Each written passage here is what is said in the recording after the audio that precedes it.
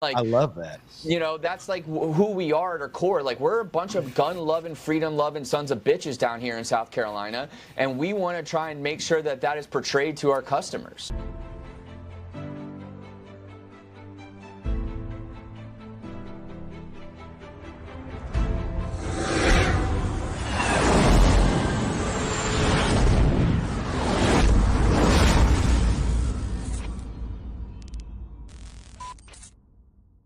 Welcome back to Whiskey and Windage, the 2A podcast for the people, by the people.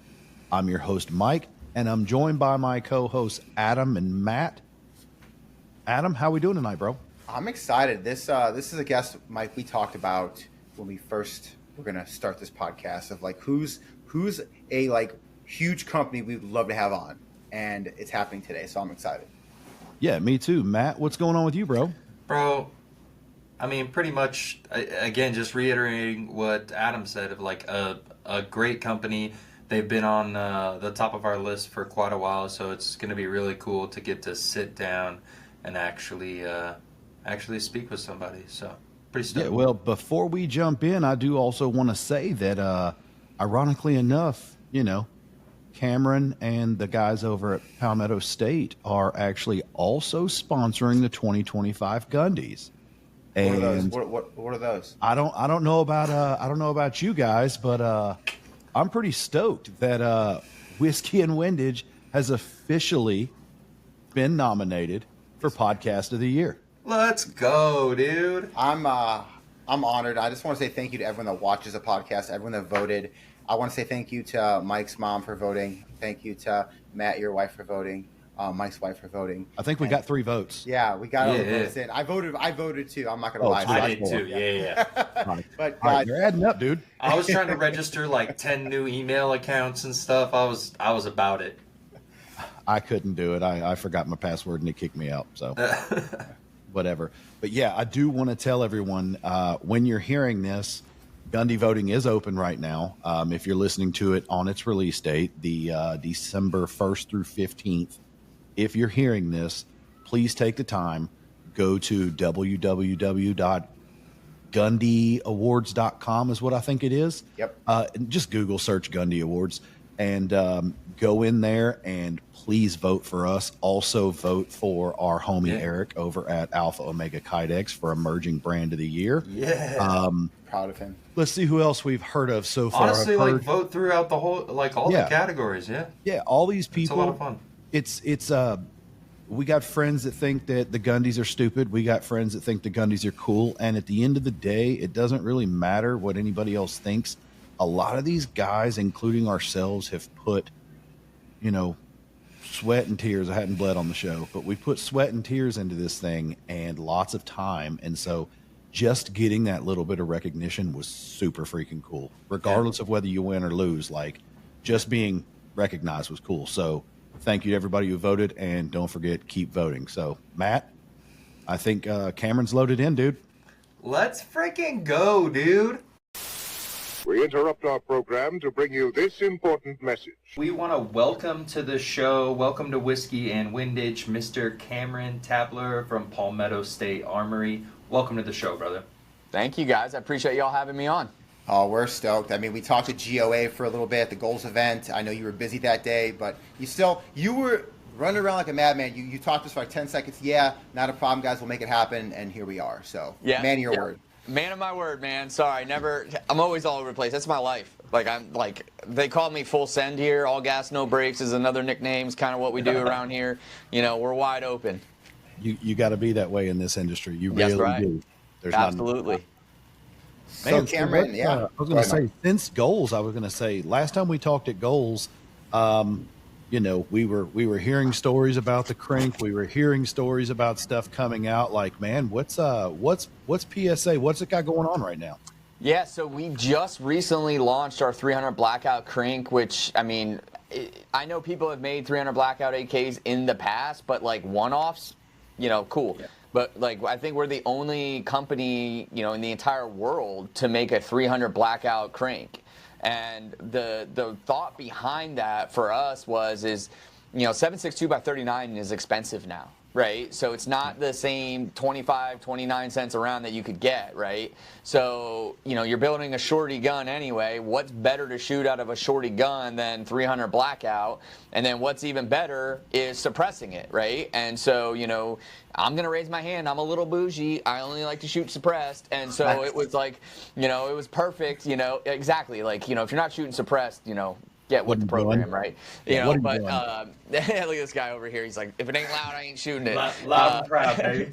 No, so, but yeah, so we just recently launched our 300 Blackout Crink. It's been doing really, really well. Really great feedback. I got one literally right here behind me. And that's with the Sure Shot chassis, but it runs so good. Shooting it suppressed is really, really smooth. So that was a lot of fun for us to get out that out to the market this year, and kind of be leading that forefront. 300 Blackout is a little bit pricier, but at least it's subsonic. It's fun to shoot. It's readily available. You don't have to try and buy it from some random shop that you find on AmmoSeek or something like that, right? Like you can still get the ammo for it. So I've been doing like parking lot like cash deals to get 7.62 to feed all my AKs. Like. Oh man. Maybe kind of shady a little bit. That's all right. Some guy pulls up and pops his trunk, and I'm like, eh. Yeah. If you ain't seen, you ain't trying, man. That's right. That's right. But Cameron, on that gun, curious, because on AKs, typically, most people that want to suppress an AK know it's not that easy to do. With getting your spacing, making sure it's the muzzle device is properly seated. Is there any issues with your device, or did you guys come with a solution for that? Yeah, no. So it's straight M24 thread pitch. So that was some of the feedback we got from our customers, like, hey, make it American threads, right? Not Russian threads. Which we thought about. The problem though is that when you have these castings that we already make for the 5.56 Crink. And the barrel diameter can only be so thick to fit inside the casting of the bore, so you can't go up to those sizes. So, but now with the way suppressors are, there's so many people that are making hub adapters for your suppressor that it's not necessary to buy like a step down to go from M24 to 5/8 by 24 anymore, right? You could just get something that direct threads to an M24 and is hub adaptable and just screw it right into your can, And so, the thing that we did that was really unique on our 300 Blackout Crink is we actually used a AR-15 style gas system under the handguard. So to the outside, it looks like an AK, but under the hood, there's an AR-15 gas block that is closer to the chamber and that allows you to cycle that gun subs or supers unsuppressed, no problem. So you could shoot subs out of this gun with no issue. And the reason why we did that, though, is because with all these flow-through cans on the market, they don't have that same back pressure, right? And we didn't want to have like adjustable gas blocks all over this thing for adjustable systems, because when we tried to do that, you had to open the gas port up to an astronomical size, which is just not efficient for the endurance and the longevity of the firearm itself. So we developed and innovated that gas system to bring it closer to the chamber, so that way it'll cycle pretty much anything you want, whether you're shooting suppressed or not. Dude, wow, that's awesome. I love that. And you're talking about your innovation. Let's kind of let's rewind just a hair and let's kind of start back at the PSA origins. Like when Palmetto State first started, what was the I don't know, the complete history of it. Why don't you talk a little bit about PSA? Yeah, well, how much time do you guys got? No, I'm just kidding. I'll give you like the crash course, right? So basically in 2008, Jamin McCallum, started Palmetto State Armory, but he started Palmetto State Armories because he got hit with an IED over in Iraq, came back, had a traumatic brain injury, and couldn't focus. And he was a CPA. And so he couldn't focus on his day-to-day task because it was almost gave him like a dull ADD from the traumatic brain injury.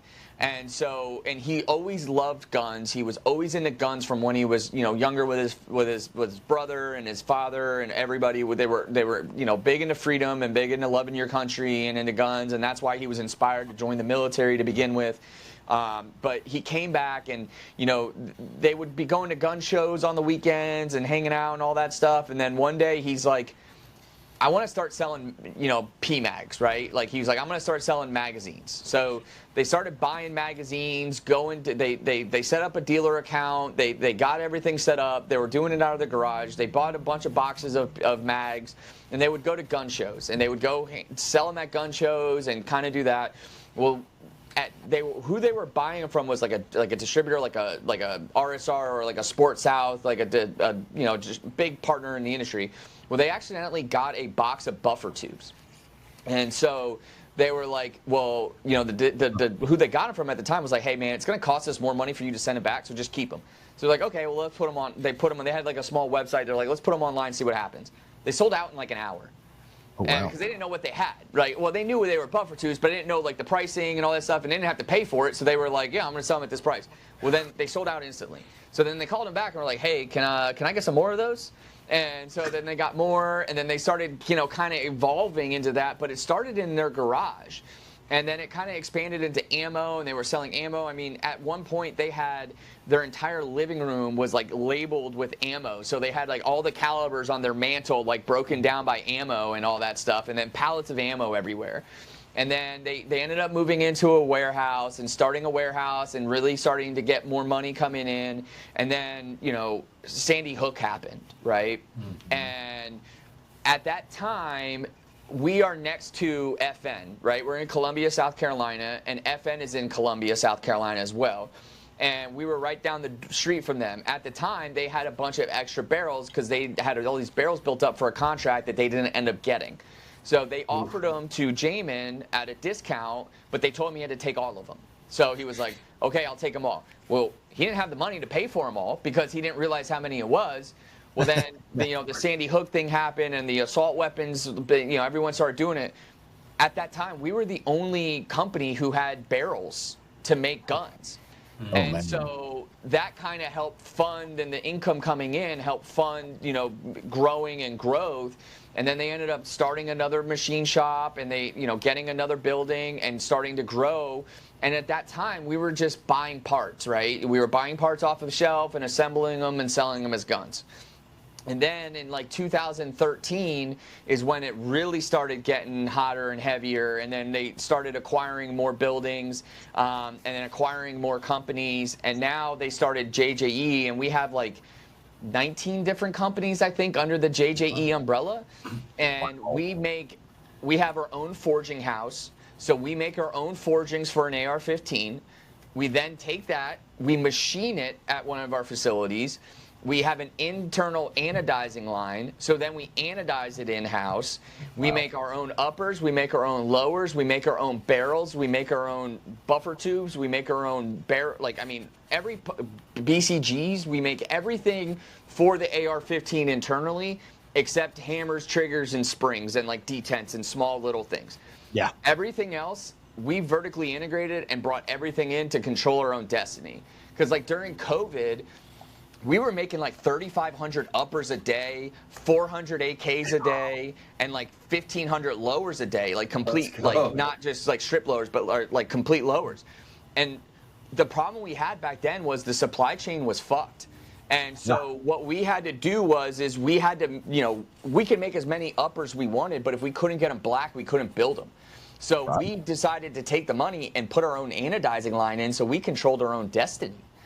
And that was kind of like the idea that Jamin has on a daily basis is like, we're just going to do it ourselves, right? And like it's a blessing and a curse on some days, but it allows us as a company to be able to pivot and do things that nobody else can do, because we can, on a flip of a switch, we can switch and turn the pendulum either direction in what we need to make that day. I think that's really cool because it's, first off, to be able to forge all of your own lowers and uppers, that's huge. There's only a handful of people in the country that can do that. Yep. You're one of them. Yep. What I find that's really interesting is, and I actually love it. Now, some of your new stuff you're coming out with, it's a completely different story. But what I admire right now is the fact that you can look at other brands that are economically priced across the country, and people hate them. Oh, those are for poors. Oh, it's trash. You don't need it, this, that, and the other. I think it's really cool though that, you know, it almost seems like the goal of PSA is we want to make these things affordable, not, you know, not sacrificing quality. We want to make them affordable so we can put one in the hand of every person in the country that wants to own one. What I want to say is that I've been here for almost 9 years, and where we were 9 years ago to where we were 5 years ago to where we are even 6 months ago to where we are today is like it's totally different, right? Yeah. And we try to evolve on a daily basis to continuously get better, right? When I first started here, everyone thought, oh, they're a budget company, they just make cheap stuff, right? That's fine.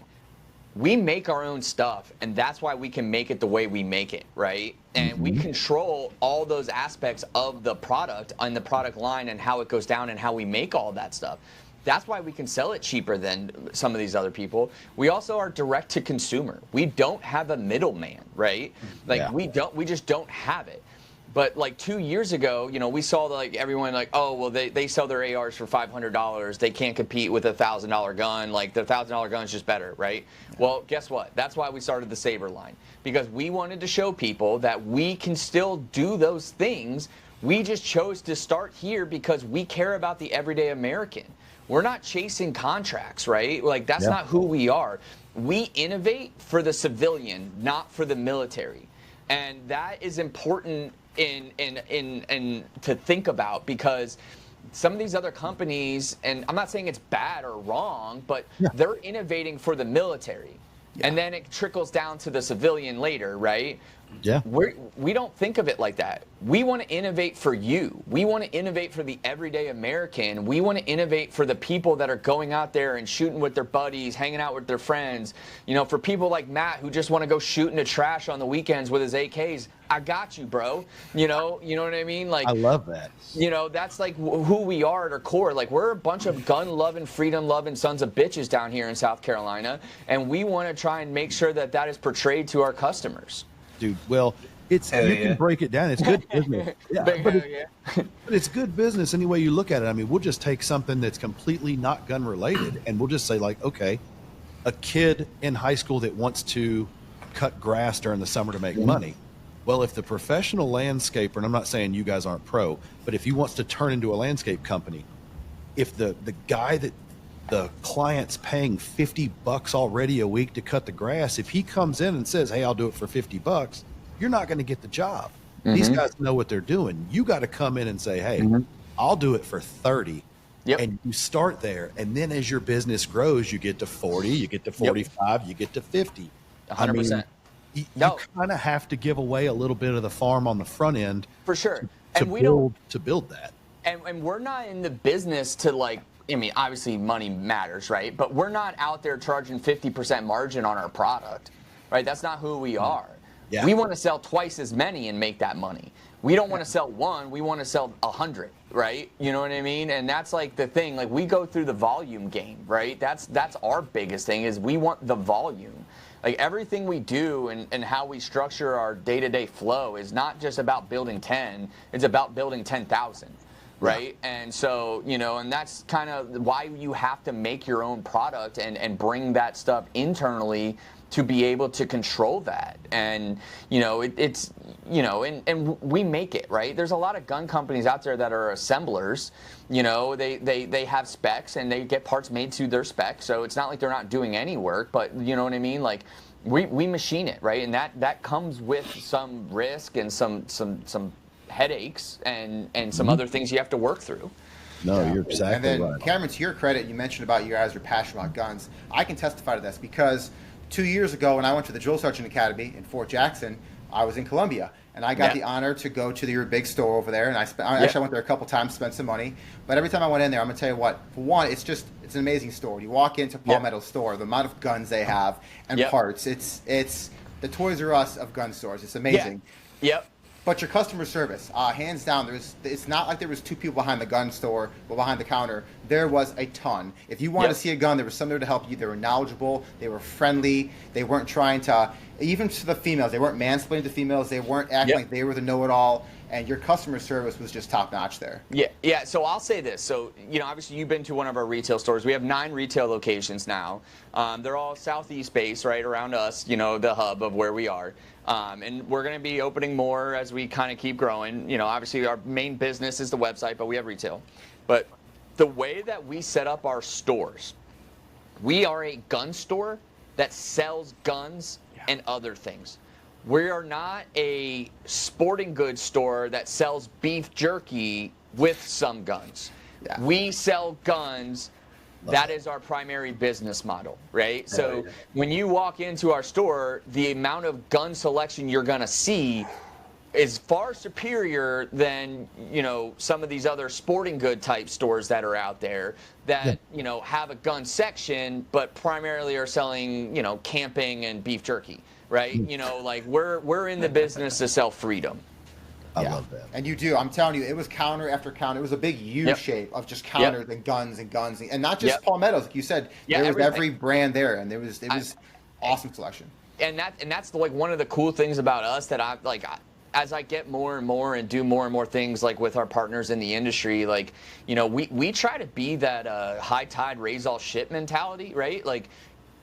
People come to our website to buy PSA guns, right? But people come to our website to buy everybody's guns, right? That's kind of the deal, right? We don't just sell PSA guns on our website. We sell everybody's guns, right? And so from the people on the outside or people that are just like guns, they might think that there's all this bad blood between different brands in the industry or competitiveness. And yeah, there is some of that. But when it really comes down to it, it's not that bad. We all kind of get along. It's not a huge industry, right? It's not this giant industry. We all know each other at some way, somehow, right? And we work together. That's why when we started the Saber line, we brought some of the brands in that we like to work with. We got Radian charging handles, we got Microbest BCGs, we got Geisley rails, we have FN barrels, right? It's a partnership. It's high tides raise all ship mentality.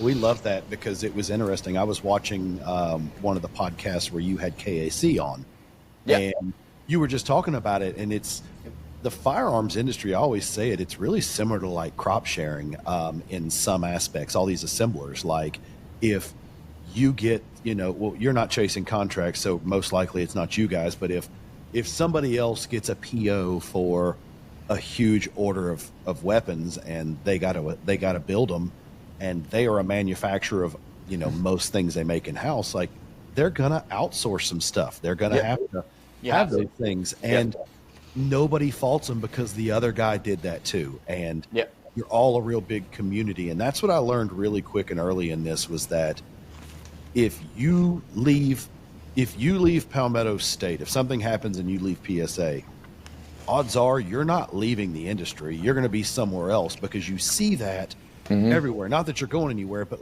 hey, this guy that worked here used to work there, and he did this. It's a little community inside. It really is though. Our engineering staff, I would argue, is probably some of the best engineers out there right now. But a lot of those guys, they all worked at other places, right? They all kind of bounce around. Me, I don't know any different. This is my home, right? This is where I've been for 9 years. I couldn't imagine doing something else, right?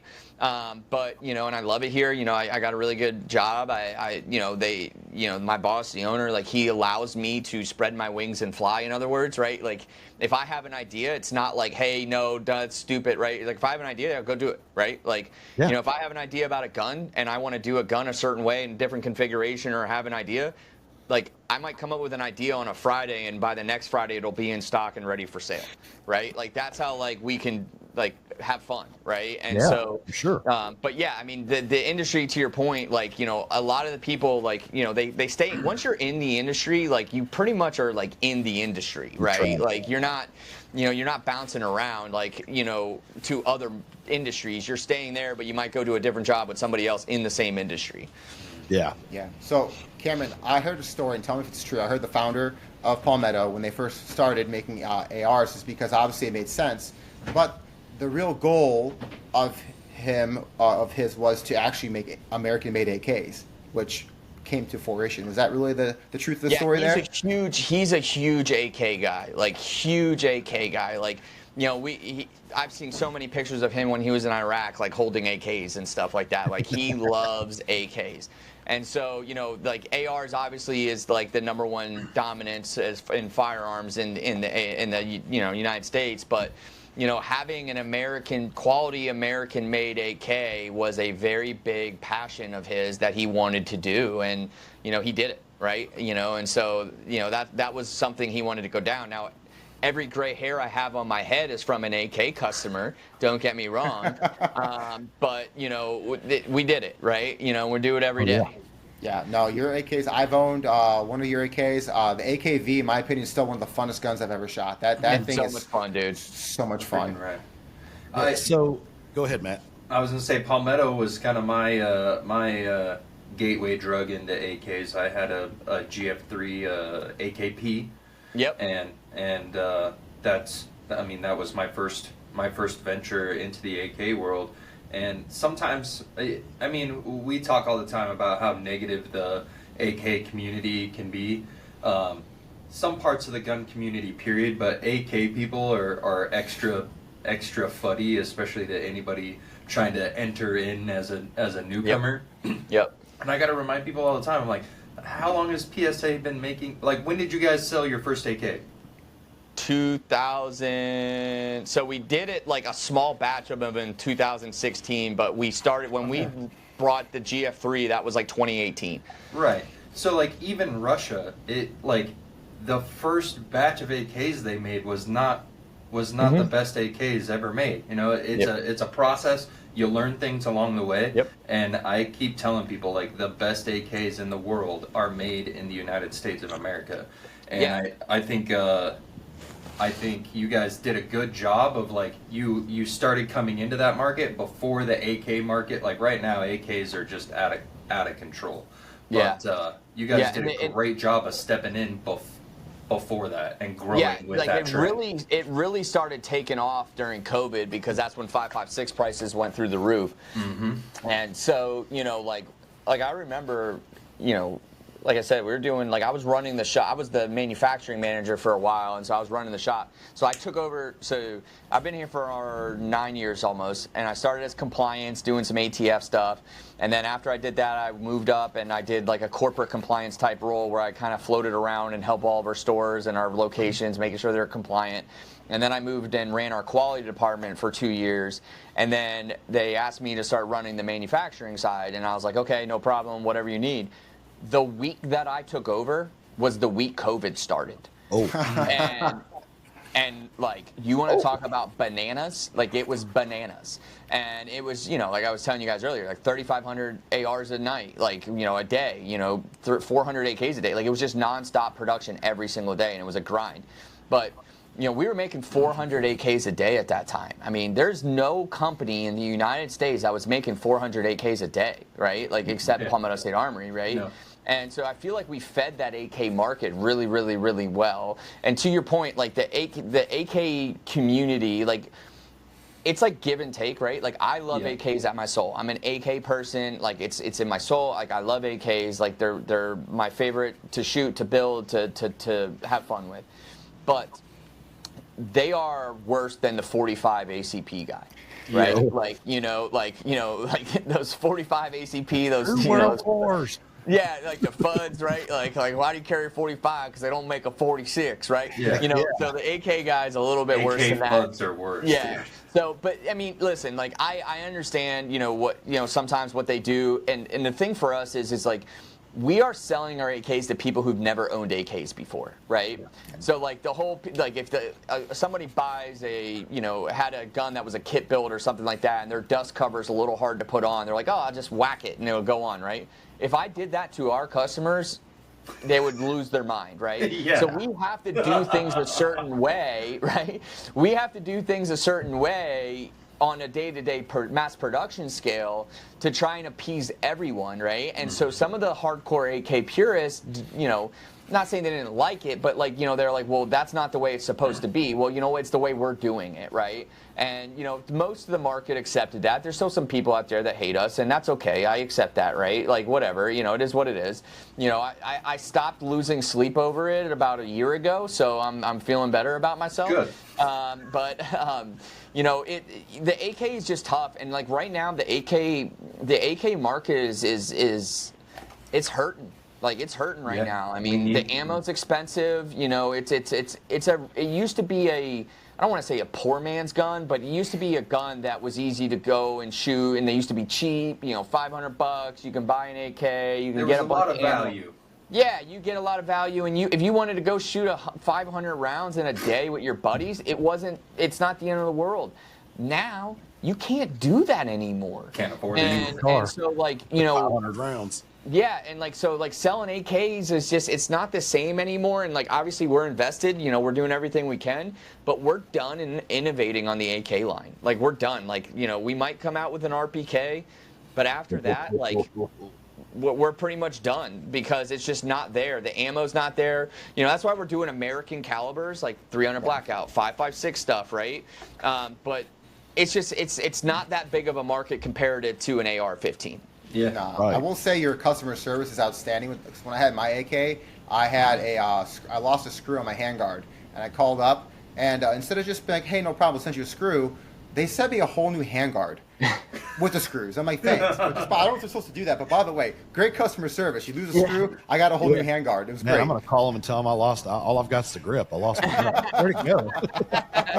Does the gun come with it? Great customer service. I pulled it out of my safe, and all that was left with the grip just vanished. All I have the grip. I don't know where the gun's at.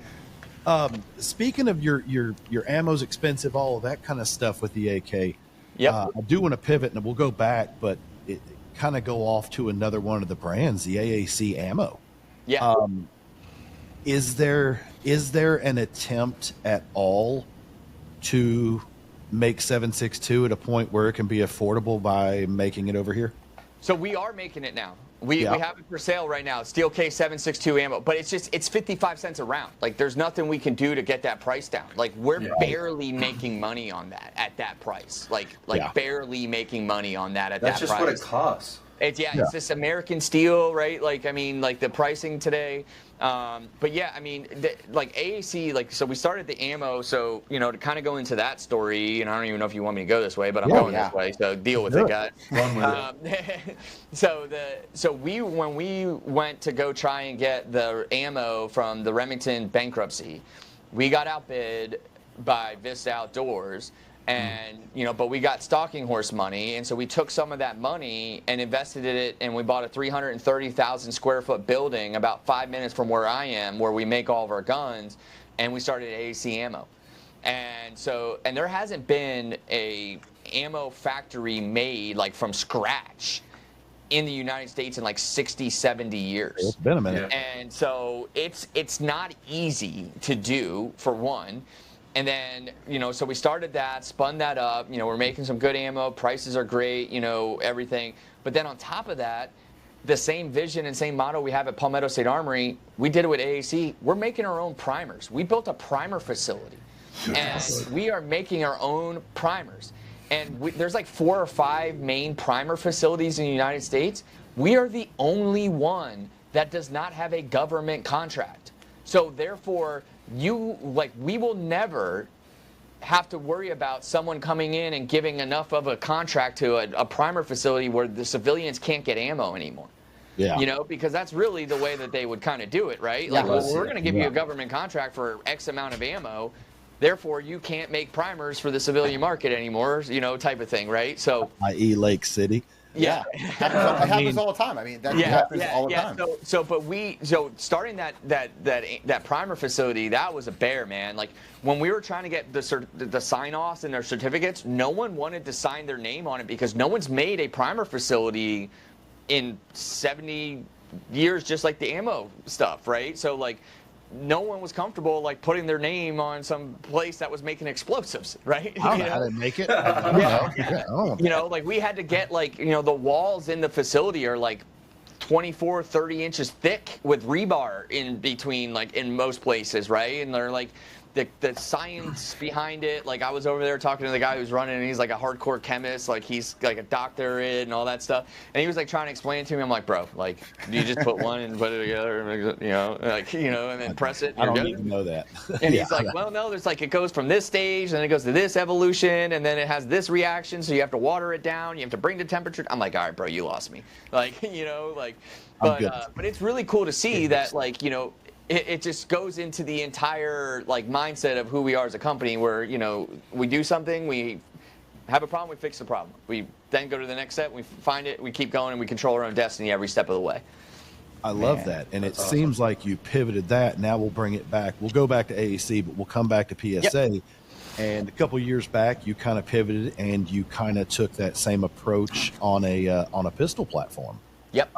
And now what I'm basically hearing is in a Glock style platform, it's hard to beat your pistol. Yeah. Yeah. Like, no, I'm a little biased, but yeah, I agree, right? 100%. I mean, the thing for, when we started the Dagger, it kind of, and after I talk about the Dagger, I want to bring something up about another platform, but the Dagger, it kind of evolutionized so fast. Like it was so weird. We thought we were like, oh, we're gonna have a $349 gun. Like that's what we're gonna do, right? Well, then it transformed from that into all different types of slides and barrels and different colors and different things. And so what we did was we took the same idea that we do on the AR-15, where we sell uppers, we sell lowers, different colors, different combinations. Oh, well, I don't want to buy it as a complete gun because I don't like that upper with that lower, but I like that lower and I like a different upper. Okay, well, I'll buy them and put them together and you're done. So we took the modularity of the AR-15 line and brought it to a handgun line and allowed people to mix and match and make it the way that they wanted to make it and do it whatever way they wanted to without any restrictions, right? And that's kind of what helped springboard it, right? Because it's like, well, we're selling frames for $50 that are like complete frames with a trigger, right? Well, then we sell slides, sometimes for $200, right? So you can have a nice threaded barrel, cool cut slide on a polymer grip for $250? Are you kidding me? Like, who else out there is doing that? I was going to say, when I look at your website at the Dagger and I look at all of the possibilities, to me, it's like 2 steps away from being overwhelming, which is a good thing. I was just going to say, it is overwhelming. It's overwhelming to me, right? Because you get in there and you're like, okay, I want this polymer. I want this polymer grip. Ooh, what color do I want? And you're like, all right, cool. Well, now let's pick the slide. Oh, gosh, look at all these choices. Well, which one's going to look best? And then you add the barrel. And then all of a sudden you're like, wait a minute. I'm blowing my mind, and I am stressing the hardest I've ever stressed out of a pistol that's going to be less than $500. Yes. No, you're why exactly right. am I losing sleep? Yes, so why am I doing this? And to true PSA fashion, right? We went really wide really quick, right? So it was like, what happens is we listen to the internet sometimes too much, right? And so, it's like, oh, I really like that slide, but I wish that the barrel was gold instead of black. Hey, someone on the internet said they would buy this. Let's make a SKU and get it on the website today, right? And so, and that's kind of like how we did things for a while. Now, like we're kind of reeling that in a little bit and trying to make sure we like forecast and do things right? Because when you just because one person asks for it doesn't mean it's going to sell, right? And so, so we're working on like a SKU rationalization right now on our website, because having 30,000 PSA SKUs is a lot to manage, and so. But to hit your nail on the head, you're exactly right. And the other platform that I was going to bring up was our Jackal, right? Yes. And so Jackal. Our Jackal, when we started coming up with the Jackal, we thought of that as like a truck gun, right? Like a shorty pistol braced option that would fold and you keep it in your truck. Then the pistol brace ban happened, right? And so we were like, okay, so now pistol brace sales have kind of fell off a cliff. Well, what's the next thing? And I was like, well, what's better than like an ACR at home, right? And then we went to the 13.7 pin and weld options. Again, I'm bougie. I like shooting suppressed. So we started reaching out to all my friends in the suppressor side of things, and I was like, guys, let's sell us your muzzle brakes. Let us pin and weld at the factory here. Let's get some people options to buy this gun. And then the Jackal kind of just went bananas and kind of went wide. And, now we have, like the 308 Jackal right behind me, which is coming very soon. I love it. So it just kind of keeps growing. It's like kind of snowballs. So Cameron, go ahead, Matt. I was just, ADD thought, but have you guys considered a configurator for the website? So we have. The problem with that is we mass produce. Okay. So, we thought like, what if we did like a custom shop section, right? Where they could do a one-off in whatever configuration they want, and then we build one at a time, right? And that's fine if you're building, 5 guns a day, right? When you're trying to build 12,000 guns a week, yeah, it's just hard. No, that makes sense. So Cameron, getting back to the Dagger, is there any talks in the future, or you probably can't say too much, of maybe going to like a 2011 platform or another pistol platform? Or You'll have to stop by our booth at SHOT Show this year, sir. Oh, okay. Well, we'll be there, so I'm excited. Yeah, bet. Yeah, we got a lot of cool stuff coming at SHOT Show this year, right? And and kind of to touch base a little bit on that topic is like last year we wanted to do something different, and we wanted to engage with our customers, and that's like a big focus of ours is the constant communication, the constant updates, the constant going back and forth with the customers, letting them know where we're at. So we knew we were going to bring a lot of prototypes to SHOT Show last year as concept guns, but we also knew that we can make anything, but we can't make everything. So we wanted people to vote on what guns they want us to focus on. I remember and that. so that's what we did. So we did a video and we put up a poll on our website. We had QR codes on the booth at SHOT Show to allow people to vote on our guns. And so, the X57, which is like the MP7 at home, that was the #1 vote, and that's being actively worked on. It's just a polymer injection molded gun, so it takes about a year from development to start getting that really out to the market. And then the 308 Jackal was #2, and that should be hopefully out by the end of the year, if not the end of this year, the very beginning of next year. And then #3 was the VOOC, which is something we're going to have a product update on here very, very shortly. And then we had our semi-auto, or our pump action shotgun, that modular pump action shotgun, and then one of our bolt guns. So those guns are all in development. We're working through all those. Now this year we're bringing 16 more with us. Okay. 4 of the 16 are guns that were from last year that were voted on, but maybe not as high, and so we want to bring them back around to make sure, see if people wanted them or not. But then there's going to be about 12 to 13, maybe 14 guns that are all brand new that no one's ever seen before at SHOT Show this year. Oh, I'm excited. wow. We're going to be hanging out there for sure. I'm excited for that. Cameron, kind of changing subject slightly. So Cameron, obviously PSA is a huge company, American made. You guys are probably one of the biggest manufacturers in the U.S. for guns. But with that being said, when it comes to being a 2A advocacy, 2A supporters, what is PSA doing in that realm? Yeah, so we started doing a lot of amicus briefs and supporting of different Supreme Court cases, local cases that are in the appeals courts and all that stuff. So, we've been putting out pretty frequent videos over the last year, like announcing that and explaining what this means and why it's important. And it kind of goes back to our mission statement, and we want people to know that when you buy something from us, that money, it's coming to PSA, but it's also going back to fight and defend your constitutional rights. Okay. And, we are all about freedom. Like, that is our mission here. We have signs all over the building that say spreading freedom, right? Like, that's our job, right? Our new mission statement is it's the relentless pursuit to make freedom available to all Americans, right? And that's who we are at our core.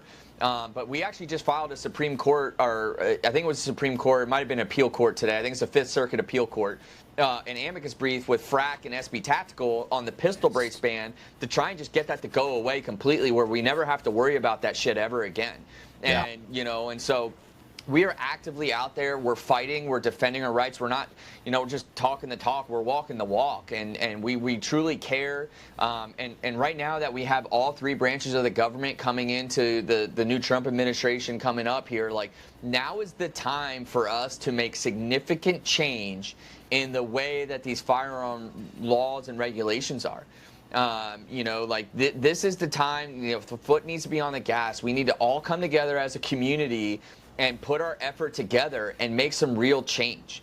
And I believe that's what's going to happen going forward. I think we are going to make some real change. We're going to defend ourselves, and we're going to, have, gun regulations and gun laws that are stupid go away. I agree with that. I love that. And this first year is crucial. We talked about it before, like, at year 2, people are already starting to worry about primaries, this and that. Yep. Like, the first year of this presidency is crucial for us to hold our elected officials accountable. Yep, 100%. 100%. Speaking of stupid gun laws, let's talk about NFA for a minute and talk about the silencers, man. Yeah. So it's cool that you can get them in 3 days now, right, or whatever it is, right? And that's really cool. I think, like the Hearing Protection Act and like the Shush Act and all that stuff that people are trying to push through, those are going to be hard to get done, right?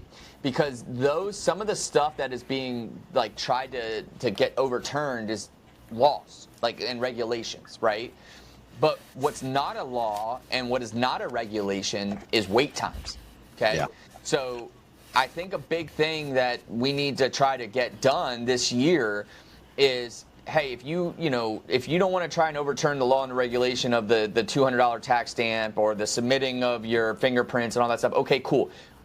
Let me walk out the door with it on the same day, right? Like, let me do a 4473, pay the $200 tax stamp, digitally fingerprint at the FFL, and submit everything, and then walk out the door with the suppressor. Like, that is not that, like, there's, like, that's not, like, to me, that's common sense, right? All these buzzwords, common sense, gun law, that's common sense. Like, if you want to, make me still pay $200 because of the Gun Control Act, right? Okay, whatever. You still want to make me submit my fingerprints, and you still want me to send a copy of it to the local, chief of police, like, whatever. Okay, but all that stuff's digitally now. Like, like at our stores, like, we have the digital fingerprints right then and there. We have the pictures. We take the picture in the store. You do your digital fingerprints, and you submit everything electronically. You pay $200 with your credit card on the eForm website. Let me walk out the same day with it. Run the background check, right? Like, that's not that difficult. Yeah, if I'm allowed to do a background check on a 4473 on a handgun and walk out with it the same day. Some states make you wait a little longer, whatever, 2 days, 3 days. Don't like that, but whatever it is. The fact that we do the same thing with a suppressor, but it's getting better, but it was taking months or year. Like, what's the difference? If I go out and do dumb shit, like the day after I get it, you still know where I live. You're still going to come get me. Like, so what's the difference if I take it home today or not? I don't know. I'm very adamant that we've got to. People that say abolish the ATF, I think, are dumb, only because the law is the law, and to abolish the entire ATF is going to be impossible. But what I am for is saying reform the ATF. Yeah, that's fair. That's fair. And because they're going to find something about smuggling cigarettes or smuggling liquor, and the reason we can't abolish. There's always a loop. Yeah. But if we can find a way to across the board test silencers, and there's one testing method for decibel rating, similar to like the OSHA stuff where, okay, now we can get this hearing safe, and there's third-party tests that happens if everyone were on board, and I know that's like years in the making, but if something like that happened, I believe you could probably get silencers off of the NFL. I think you got to like balance it, right? Because like, what is that? Like, you give the mouse a crumb, they're going to try and eat the whole cookie or whatever the hell that saying is. I probably just butchered the shit out of that. But you know what I mean? Like, but you're right. But I think you got to start chipping away, right? And I think you go after the stuff that is like, like the over-the-counter suppressors, right? Yeah. Like that is not a far-fetched thing that is unachievable, in my opinion. Yeah. And you start doing things like that, And that's how you make real change. I think doing that is the way to go, because I'm a gun lover, but I just can only imagine me going to someone who is not particularly fond of firearms and me saying, hey, I want you to just let us have suppressors. Or does that sound better? Or me come in and say, hey, I'm going to need suppressors, SBRs, SBSs, full autos. I need you to give me all that. Yep. You're going to cause a panic attack that is just, even though it's not going to happen overnight, like it. Yeah, I don't know. You're asking too much at once. Yeah, you just got to start chipping away. That's the biggest thing. You start chipping away at it, right? And then you just kind of keep going. And you keep picking it off and you keep going. That's the way you got to do it. Okay, Cameron, so I'm going to go back to something you said before. Matt has an important question to ask you. We ask everyone. But until then, you mentioned that, you're not the same company you were 6 months ago. You keep evolving. Yeah. So broad spectrum question, where does PSA see themselves in the next 5 to 10 years and beyond? Is there something like grand scheme, like is it growth wise? What's the goal for PSA growth wise? So I'm trying to figure out the right way to answer that. So the best way that I can say is that we are going to start getting into markets that we're not currently in, right? So, the shotgun, like that's the first kind of like stepping stone, right? So kind of what we did with the AR-15 and we did with the Dagger, where we brought the modularity of it, right? We are a build-it-yourself gun company. That is what we're known for, and we're going to bring that to the shotgun realm. So we're going to start getting into other firearm platforms that we're not normally in, right? But also, in the same sense, kind of going back to something I said earlier, is we are innovating for the civilian. So everything we do on a daily basis is innovation for the civilian market, and that's where we're heading. So we're never going to stop that. We literally talk about it every single day about how we can keep innovating and going forward and making a better product, something better on the market, and how we can support the firearms industry as a whole. 5 years from now, I hope that we are just continuing pushing forward and we're leading the charge in the forefront of, innovation and spreading freedom and fighting for our constitutional rights on a daily basis. Like, that's just kind of the future of where we're heading. I love that. Love that, man. I love that. Really good Here it comes. Here it comes. It's that time, y'all. It's that time. I love this question. So, Cameron, we ask everybody the same question. Of course, this is stolen from others who have done it before, but it's always fun to hear, especially when you're sitting down with somebody you haven't talked to. You judge a guy by the guns he likes. So, 5 guns. NFA doesn't matter. They don't got to be made by Palmetto. They can be, but they don't have to be. Brand doesn't matter. Brand, ammo doesn't matter. NFA doesn't matter. If you only had 5 guns for the rest of your life, what are you taking? So this is like what John asked me yesterday about what are my 3 guns for a zombie apocalypse, right? Oh, so, really? Yeah. Okay. I didn't know. Yeah. Okay. Yeah. Ours are just for life, though. Ours are for life. Like, you don't have to be an apocalypse. Yeah. So, I mean, I think you got to go like 5 different paths of where you're going to head, right? So let's go like extreme long range, and let's go with a Barrett 50, right? So let's chalk that one off the list, right? For now, let's go for something that you need to get out of Dodge. Let's go with a saw, right? So, I want to mow some shit down. I want to go and I want to keep going. Let's do that, right? I think the next thing is, I think the best utilitarian type of AR-15 is like an 11.5-inch AR-15. So I'll take my 11.5-inch AR-15 with a suppressor on that son of a bitch, right? Yep. And then give me a Beretta 1301 or something like a semi-automatic shotgun that's a little bit more tactical. And then obviously, give me my Dagger. There you go. Heck yeah. You hit them all. He does hate AKs. Listen, it's not that I hate AKs. No, I don't hate AKs. You can't choose shotguns and AKs. Nobody can get them both together. I'm thinking of everyday use, right? And that's how I would do it. Yeah. But now, if if you ask me like what kind of guns I'd want to have, like if I was just, you know, around like a normal guy, I would probably say like a Ruger 1022 would be on that list as well. That'd be honorable mention because I feel like every American should own a Ruger 1022. And I believe that in my core. I've thought that for the last 15 years since I bought my first one. I really think that a Ruger 1022 threaded with a suppressor is probably, you know, the best thing to have in like a, you know, not an end of the world, but like, you know, if you're like, you know, I got like 5 acres, right? And I got a pond and I got some woods and stuff like that. A Ruger 1022, I can kill squirrels if I had to eat squirrels. Yes. I can shoot, you know, smaller game with it, right? If I can do whatever I need with it. I love a Ruger 1022. Amen. You know, it's kind of how I roll. But that would be my honorable mention. Would be a 1022. Would be number 6. All good choices. All good choices. I love that. Well, so before we wrap it up, Cameron, let everybody know where they can find you. Of course, where they can find Palmetto State. Yep. So we are Palmetto State Armory Official on Instagram. We are Palmetto State Armory on Facebook. Palmetto Armory on X. Palmetto State Armory on YouTube. We are uploading about 4 YouTube videos a week right now, sometimes 5, so we're very active on there.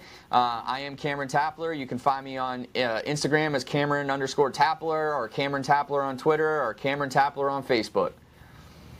Awesome, man. Awesome, man. Well, Cameron, it was an honor to have you in Palmetto State Armory. This is actually, when we started our podcast a long time ago, like we thought of like the companies we want to have on, and I assure you, Palmetto was definitely one of those names that came in.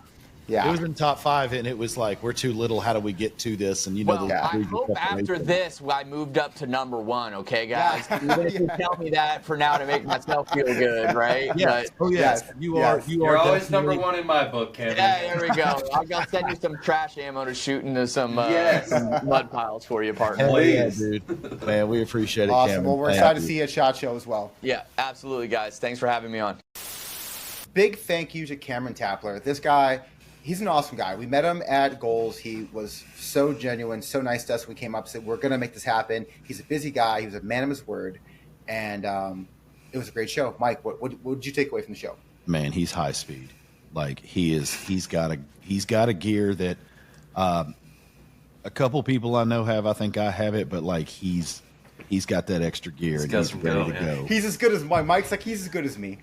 I didn't say that. Close. I'm joking. No, but I mean, Cameron's awesome. I mean, his knowledge, his background, his enthusiasm, like it's why he does what he does for PSA. Oh yeah. Matt, what you got? Honestly, great talk. Again, I got to talk AKs a little bit with somebody, you know, so I was definitely in my happy place. I think it's really great we finally got somebody on from PSA, another great American company whose focus is on the American people and not necessarily trying to score government contracts, providing a good product at a fair price. So glad to have them.